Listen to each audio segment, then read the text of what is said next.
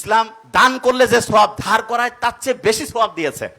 দেখেন আল্লাহ কত সাইন্টিফিক। আল্লাহ চায় না যে তুমি একজনকে দান দাও, একজন অপমানের সাথে খুব নিম্ন স্তরে জীবন চলে। নো, আল্লাহ চাচ্ছে যে তুমি অন্যকে উপকার করো, তাকেও কাজ করার সুযোগ সৃষ্টি করে দাও। তাহলে অন্যকে ধারের সিস্টেমটা যদি আমরা ঠিকভাবে চালু করতে পারতাম।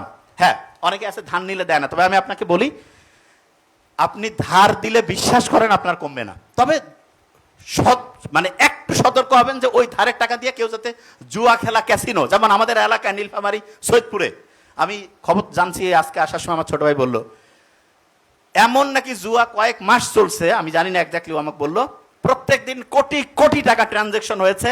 অনেকে নাকি 50,000 70,000 টাকা লোন নিয়ে ওই যে পুরস্কার পায় 30-40 লাখ 50 লাখ টাকা, আর মানুষ নাকি 40,000 50,000 টাকার লটারি 10 টাকা যদি লেগে যায় ওই নেশায় পড়ছে। এবং আমি শুনে অবাক হয়েছি যে বিভিন্ন বাহিনীর লোকেরা নাকি এটাতে পেট্রোনাইজ করছে। জানি না সত্যি মিথ্যা, যদি এটা হয় যারা উপরের আছে তাদের এটাতে খুব সতর্ক হওয়া উচিত। সারা দেশের কোথাও জুয়া যদি লাইগা যায়, যে 10 টাকার লটারি, এগুলো আল্লাহ নিজে বলছে শয়তানের কাজ, এগুলো থেকে আমরা যাতে বিরত থাকি এটা মাথায় রাখতে হবে।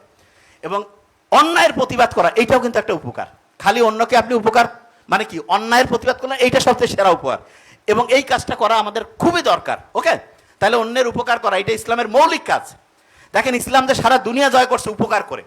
এবং আমাদের একটা প্রত্যেকের ভিতরে একটা ইচ্ছা থাকা উচিত যে ঠিক আছে, একটা লোককে আমরা যখনই পারবো ধার দিব, বাকি চাহিয়া লজ্জা দিবেন না। সবচেয়ে ফালতু একটা কথা এটা। হ্যাঁ, কিছু লোকের নেচার খারাপ আছে, তবে আমরা চেষ্টা করব দোকানে না গিয়েও পারস্পরিক যাতে বাকির যে মানে ধার দেওয়াটা, এটা উদ্বুদ্ধ করবো। এটা খুব ভালো, বললাম সত্যি কথা।